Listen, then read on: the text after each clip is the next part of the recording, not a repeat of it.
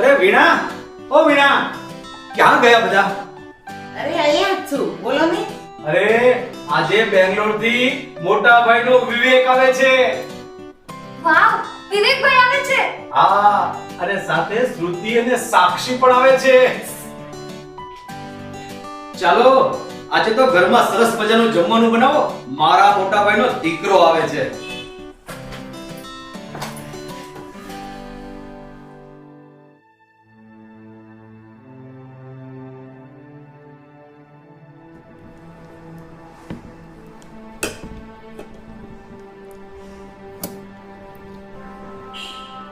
પપ્પા, એક વાત પૂછું? હા બેટા. પપ્પા, એક નેશનલ લેવલના ડ્રામા માટે મારી કોલેજમાંથી મારું સિલેક્શન થયું છે. હા પપ્પા, મારું પણ ડાન્સમાં સિલેક્શન થયું છે. તો તમે અમને જવા માટે મંજૂરી આપશો? જો દીકરા, આપણા ઘરની દીકરીઓને આવા નાચગાન ના શોભે. પ્લીઝ પપ્પા, લેટ મી ડુ. આ મારું સપનું છે. એ તમને કહું છું, એમને તો કરવા દો. ના પાડીને એકવાર ના એટલે ના. હવે આ વાત ઉપર મારે ચર્ચા ના જોઈએ, બસ. પણ પપ્પા, આ અમારા માટે ગોલ્ડન ચાન્સ છે. તમારી બધી જ વાત સાચી, પણ આપણા ઘરમાં આ બધું ન શોભે. આપણે તો કોલેજે જવાનું, ડિગ્રી લેવાની, એટલે કામ પૂરું. સમજી ગયા? પપ્પા, વી feel like birds in a golden cage. હા પપ્પા, તમે ઉડવા માટે પાંખો તો આપી, પણ આકાશ તો તમે તમારી પાસે જ રાખ્યું છે. પૂરું?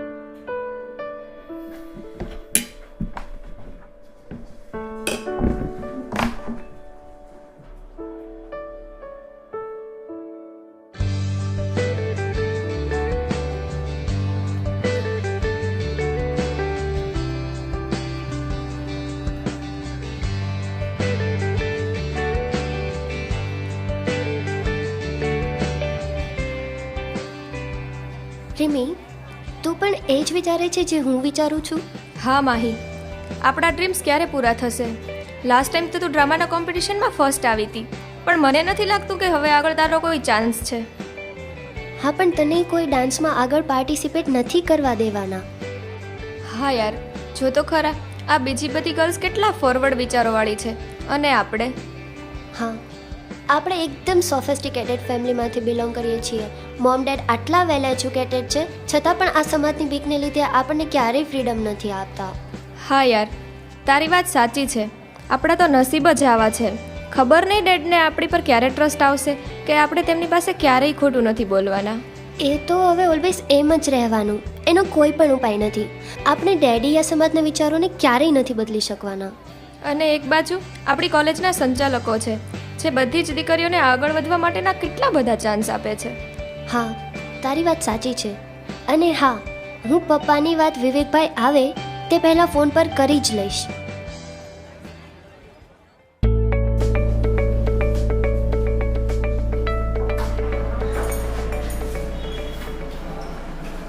આવો દીકરા વિવેક, આવો. જો આપણે આ ઓફિસ. વાહ, મહેન્દ્રભાઈની ઓફિસમાં કઈ કહેવાનું થોડું હોય. કાકા, મારે તમને માહી અને રીમી વિશે થોડી વાત કરવી, જો તમને પ્રોબ્લેમ ન હોય તો.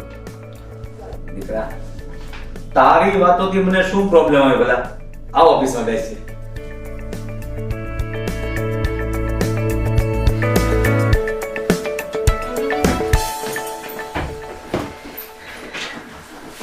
કાકા, રીમી અને માહી ને તમે ભણાવ્યા તો ખરા, બંને ટેલેન્ટેડ છે, તમારો બિઝનેસ પણ સારો ચાલે છે, પણ તમે તે બંનેના ફ્યુચર વિશે વિચાર્યું છે ખરા?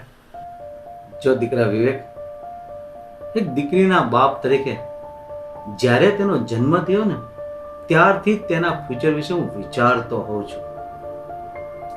મને ખબર છે કે હવે બંને જણા ગ્રેજ્યુએટ થઈ જશે, પછી કોઈ સારું ઠેકાણું મળી જાય એટલે મારી જવાબદારી પૂરી. શું કાકા, તમે તેના મેરેજ વિશેની વાત કરો છો? અરે હજી બંનેની ઉંમર શું હશે? 17 થી 19. અરે દીકરા, આપણા સમાજમાં દીકરી 17 વર્ષની થાય ને એટલે એને જલ્દી સારું ઠેકાણું ગોતી અને પરણાવી દેવી જોઈએ. દીકરી તો સાપનો ભારો કહેવાય. કાકા, તમે એજ્યુકેટેડ થઈને આવું વિચારો છો? અરે તમને ખબર તો છે કે માહીને નાનપણથી ડ્રામાનો કેવો શોખ છે, જ્યારે રીમી તો બાય બોર્ન ડાન્સર છે. પણ વિવેક, હવે નાની નથી રહી, હવે તે યુવતી થઈ ગઈ છે અને તેના તરફનો આ સમાજનો દ્રષ્ટિકોણ પણ બદલાઈ ગયો છે. પણ કાકા, તમારે તો તમારી દીકરીઓ પર વિશ્વાસ કરવો પડશે ને. મને તો મારી દીકરી ઉપર વિશ્વાસ છે જ વિવેક, પણ આ સમાજ પર વિશ્વાસ નથી. જો કાકા, તમને વિશ્વાસ હોય ને તો તમે બંનેને આઝાદી આપો. અને જુઓ, મારી નાની બેન શ્રુતિ કે જેને ડિઝાઇનિંગમાં ઇન્ટરેસ્ટ છે, અને સાક્ષી કે જેને પેન્ટિંગમાં, બંને પોતપોતાના સ્થાનમાં અત્યારે ટોચ પર છે. પણ દીકરા વિવેક, એ બેંગ્લોર છે અને આ ગુજરાત છે. ત્યાં કોઈ કહેવાળું નથી. અહીં અમારે આખો સમાજ છે. કાકા, સમાજને આપણે જ બનાવ્યો છે અને આપણે જ બદલવાનો છે. કોઈકે તો શરૂઆત કરવી પડશે ને. અરે તમારી દીકરીઓ તો ડાહી છે, તમે તેના મિત્ર બનીને રહો. તમે જુઓ, તે તમારું નામ જરૂર રોશન કરશે. પણ વિવેક, તારે તો ખાલી બોલવાનું છે, પણ મારે તો આ સમાજને જવાબ દેવાનો છે.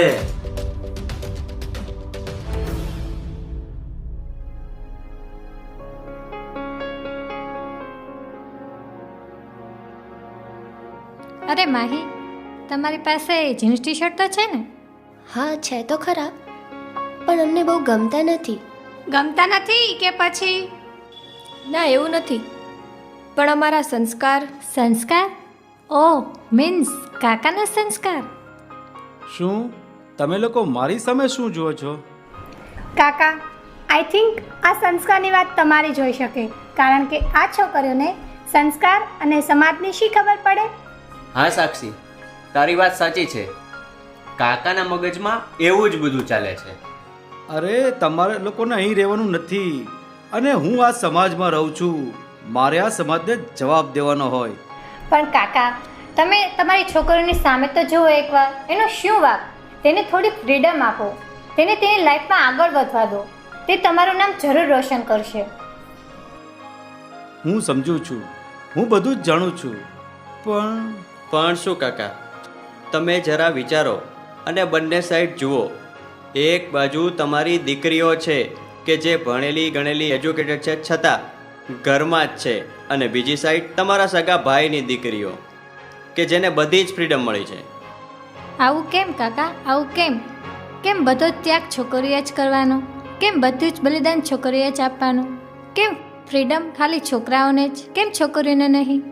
શું આનો જવાબ મને આ સમાજ આપશે? એક બાજુ આ જ સમાજ કહે છે કે છોકરીઓને છોકરાઓની સમોવડી બનાવે છે, જ્યારે બીજી બાજુ તેઓ જ તેને ઘરમાં ગોંધી રાખે છે. સમાજ શું વિચારશે તે વિચારીને તમે તેની લાઈફ જીવવાનો અધિકાર તેની આગળથી છીનવી લો છો. આવું કેમ કાકા? આવું કેમ?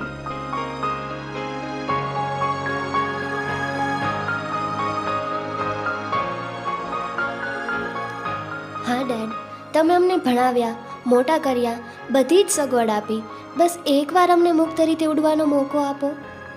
હા ડેડ, અમે તમારું નામ આગળ જરૂર રોશન કરશું. અરે મારી દીકરીઓ, તમે તો મારા દીકરા સમાન જ છો.